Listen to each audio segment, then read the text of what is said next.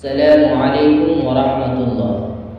عن أبي هريرة رضي الله تعالى عنه قال قال رسول الله صلى الله عليه وسلم طهور إناء أحدكم إذا ولغ فيه الكلب أن يغسله 7 مرات أولاهن بالتراب.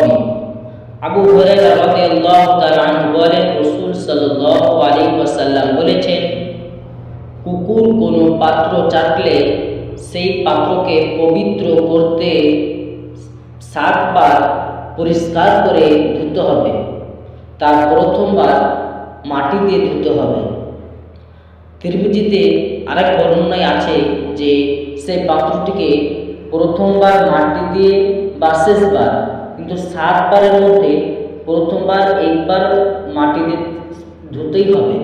অথবা হাদিস দ্বারা বোঝা গেল